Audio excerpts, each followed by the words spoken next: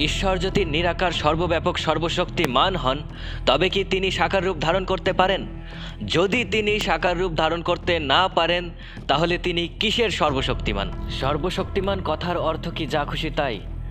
যদি যা খুশি তাই হয়, তাহলে একম ব্রহ্ম দ্বৈত নাস্তি এই কথাটাই খণ্ডন হয়ে যায়। সর্বশক্তিমান কথার অর্থ যিনি সকল শক্তির উৎস, যিনি কারোর সাহায্য ব্যতীত সকল কাজ করতে সক্ষম, তিনি সর্বশক্তিমান।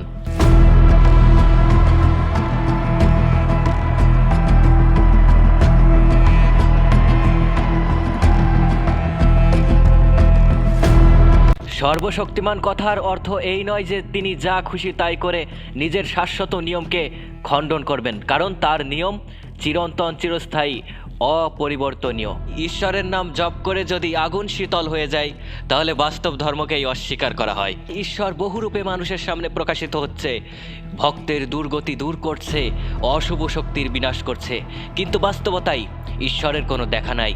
মানুষ সব থেকে বড় অসহায়। ঈশ্বর যদি বহুরূপে প্রকাশিত হয়, তাহলে তার মধ্যে পার্থক্য আসবে, তার মধ্যে পরিবর্তন আসবে। আর ঈশ্বর সম্পূর্ণ শাশ্বত, অপরিবর্তনীয়, তিনি পরিবর্তনশীল নন। পৌরাণিক কল্পনায় ঈশ্বর বহুরূপে প্রকাশিত হলেও বাস্তবতায় ঈশ্বর সম্পূর্ণ শূন্য।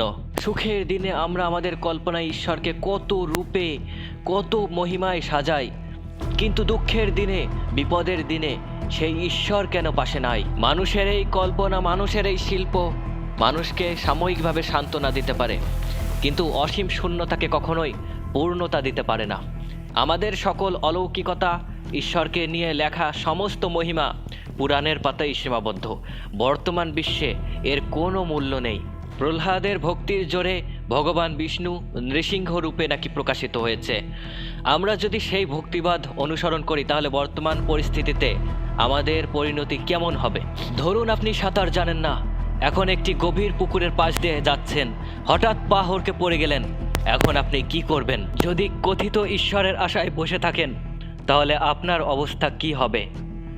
এখন আপনি ঈশ্বরকে ডাকবেন নাকি মানুষকে ডাকবেন?